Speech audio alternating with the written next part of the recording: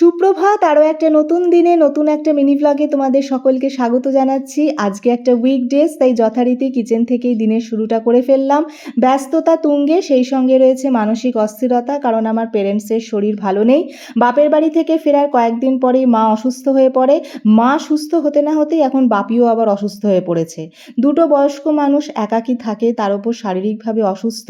সন্তান হিসাবে এই খবরটা পাওয়ার পর আমার মানসিক অবস্থা কী পর্যায়ে রয়েছে আশা করি তোমরা বুঝতেই পারছো।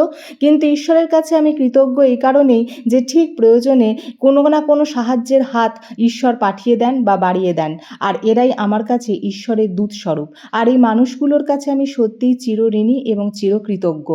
ঈশ্বরকে তো চোখে দেখিনি, কিন্তু এদেরকেই আমার মাঝে মাঝে ঈশ্বরের স্বরূপ বলে মনে হয়।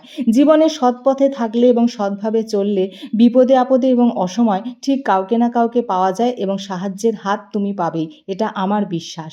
আর আমি ঈশ্বরের কাছে আরও একটা কারণে কৃতজ্ঞ যে আমি এই ধরনের বাবা মা পেয়েছি, এবং ঈশ্বরের কাছে প্রার্থনা করি পরবর্তী জন্মে যদি আমি মানুষরূপে জন্মাই যেন এদেরকেই বাবা মা হিসাবে পাই।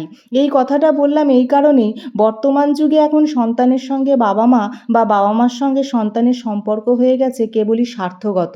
স্বার্থ ছাড়া আর কোনো কিছুই কেউ যেন বুঝে উঠতে পারে না।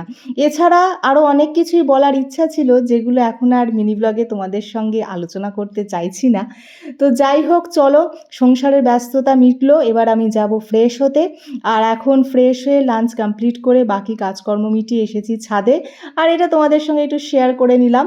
আর এই মুহূর্তে জামা কাপড়গুলো সব তোলা হয়ে গেছে, ছাদে হালকা হালকা হাওয়া দিচ্ছে, আর এখন ঘড়িতে বাজে ঠিক বিকেল 5টা। সূর্য পশ্চিম আকাশে ঢললেও এখনও অস্ত যেতে বেশ খানিকটা সময় দেরি আছে, আর এখন রোদের ছটা কিন্তু ভালোই রয়েছে। দেখো, বুঝতে পারছো নিশ্চয়ই এখনও কতটা রোদের প্রখর তেজ রয়েছে।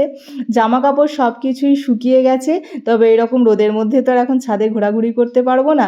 তো চলো, আজকের মিনি ব্লগটা তাহলে এই পর্যন্তই রাখছি। ভালো লেগে থাকলে একটা লাইক, শেয়ার, সাবস্ক্রাইব করে দিয়ে পাশে থেকো। টাটা।